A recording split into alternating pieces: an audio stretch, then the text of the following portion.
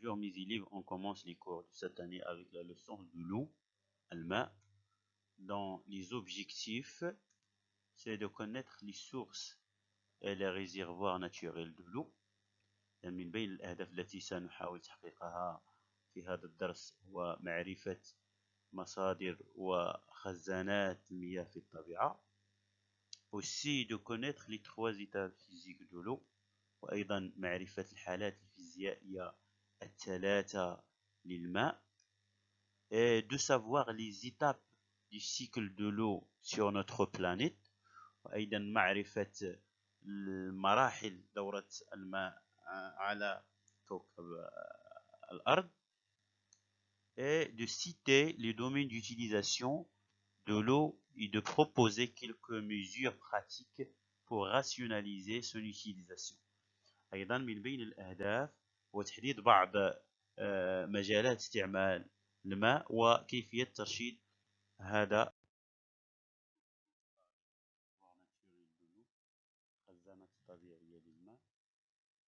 Avec la question suivante, retrouve-t-on de l'eau sur la Terre?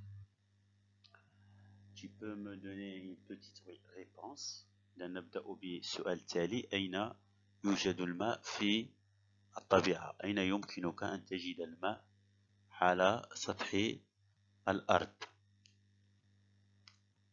Pour répondre à cette question, on va analyser un document.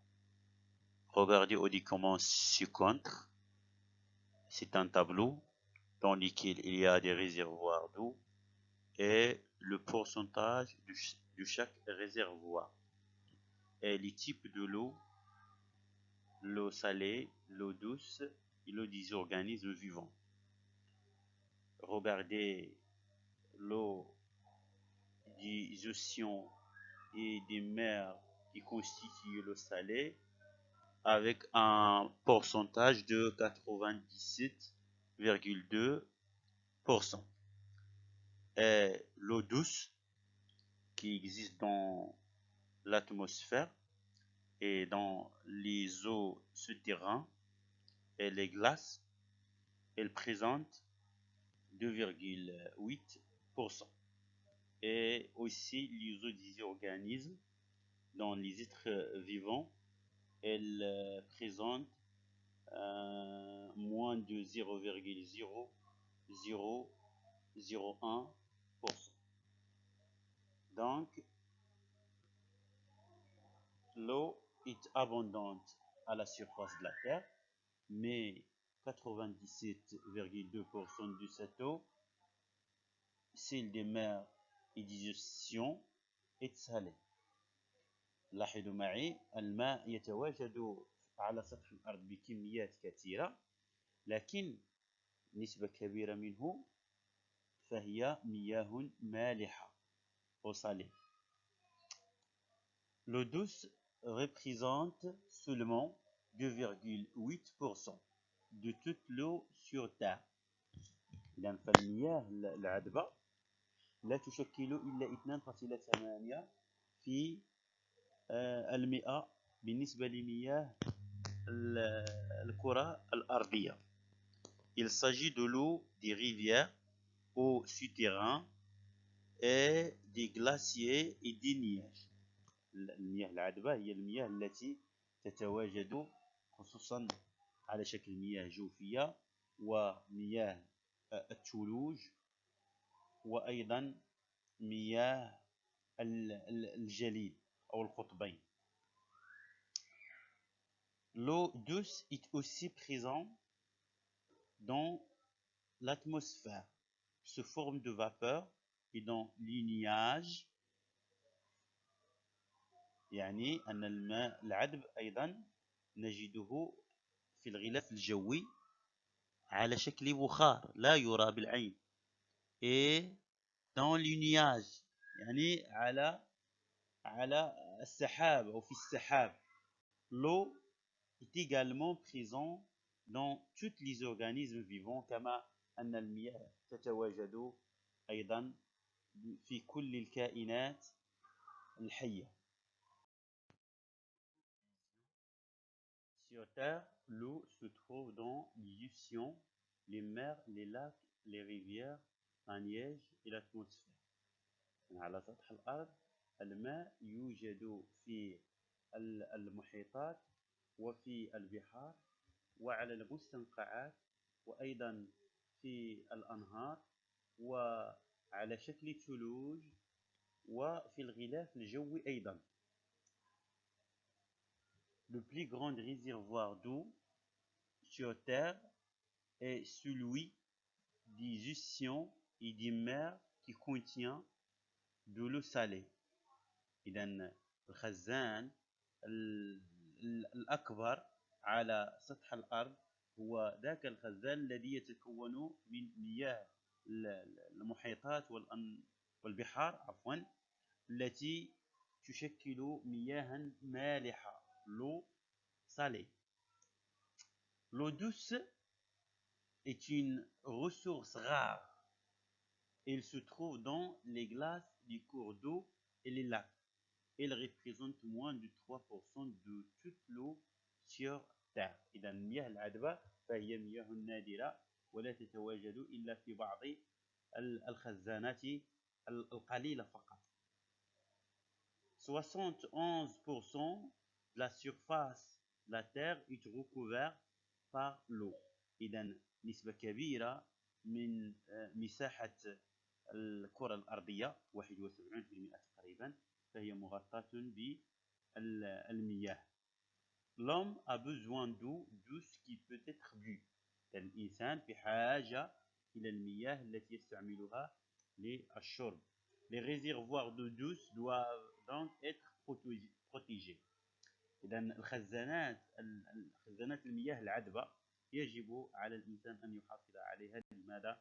لأنها قليلة جدا. Cycle de l'eau. On commence à partir avec la question suivante. L'eau de pluie tombe dans la mer. Pourquoi ceci ne déborde-t-il pas؟ نبدأ دورة الماء بسؤال يقول بأن مياه الأمطار تتساقط على البحار. لماذا البحار لا تمتلئ فتعطينا فيضانات؟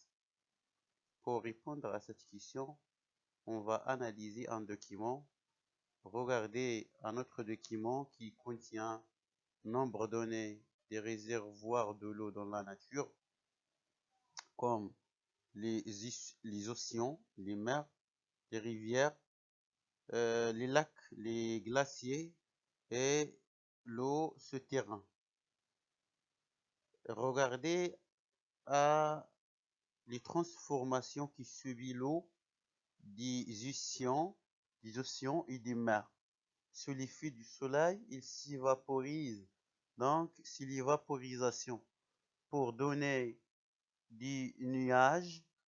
Les nuages sont formés par la condensation de la vapeur d'eau. Les nuages se déplacent pour donner des précipitations. Les précipitations tombent sur la terre et reviennent vers les mers et les océans pour donner un autre cycle qui s'appelle cycle de l'eau. إذن هذه الوثيقة فهي وثيقة موضحة لأهم خزانات المياه في الطبيعة، البحار والمحيطات، ثم الأنهار، ثم مياه الثلوج والمياه الجوفية أيضا. لاحظ ماذا يحدث للمياه في هذه الخزانات. فبفعل حرارة الشمس تتبخر مياه البحار والمحيطات. هي إذن عملية التبخر لكي تعطينا سحاب.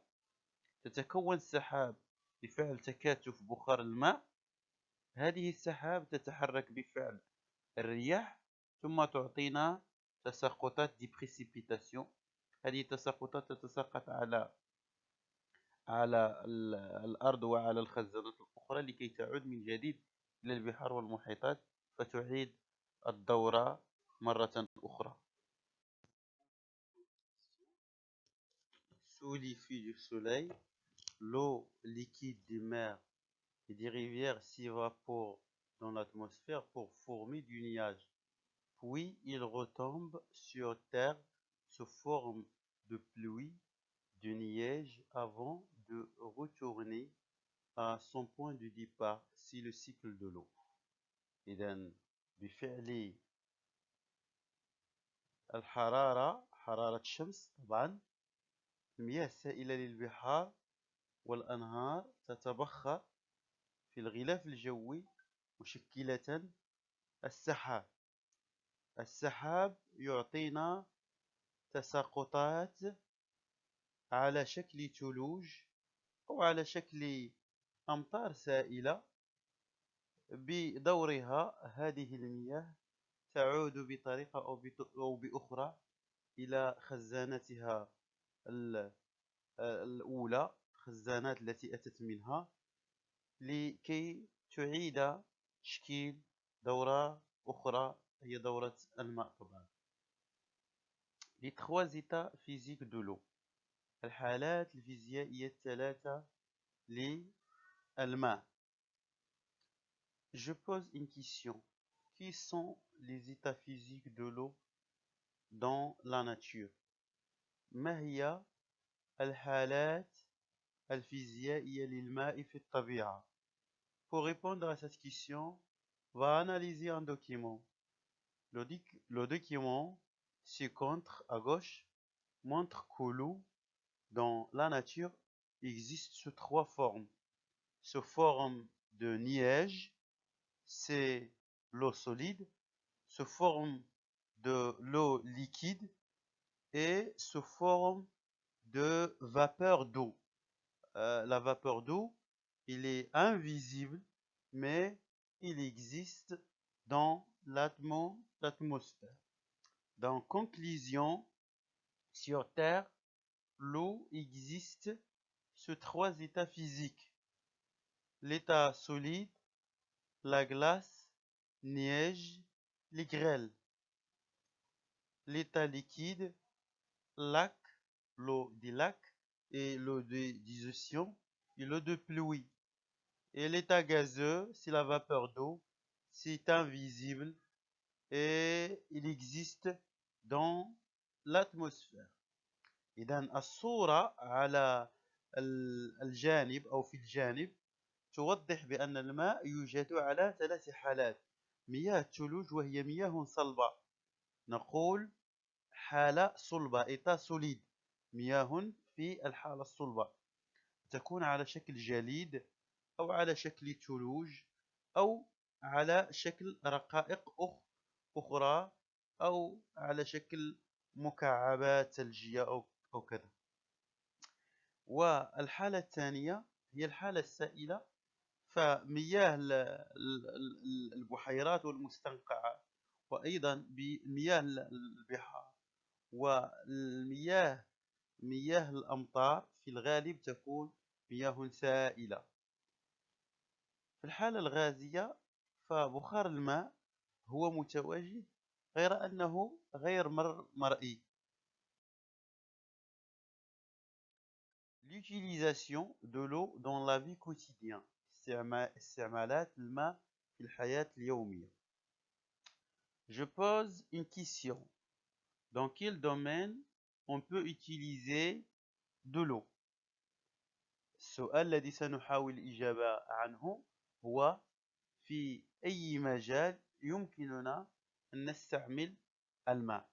أو بطريقة أخرى، ما هي المجالات التي يستعمل فيها الإنسان الماء في الحياة اليومية؟ J'analyse un document. Regardez un autre document. Lire attentivement le document et qu'en conclusion, on utilise de l'eau pour boire, pour préparer la cuisine, pour se laver, pour l'évacuation des toilettes, pour arroser le jardin, pour nettoyer la maison.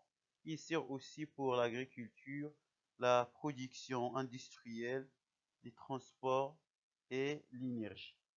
إذن لاحظ معي تلك الوثيقة، فالوثيقة تتحدث عن استعمالات المياه في الحياة اليومية.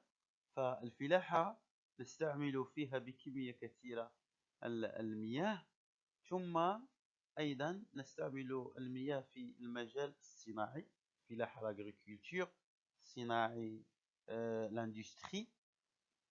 أيضا تستعمل المياه في الحياة اليومية في المنازل، للسباحة، للترفيه أيضا، ونستعملها لحمل بعض الأجسام، يعني لحمل بعض الأجسام الثقيلة، ثم أيضا لإنتاج الطاقة ولأشياء أخرى. فالخلاصة تجمع كل ذلك.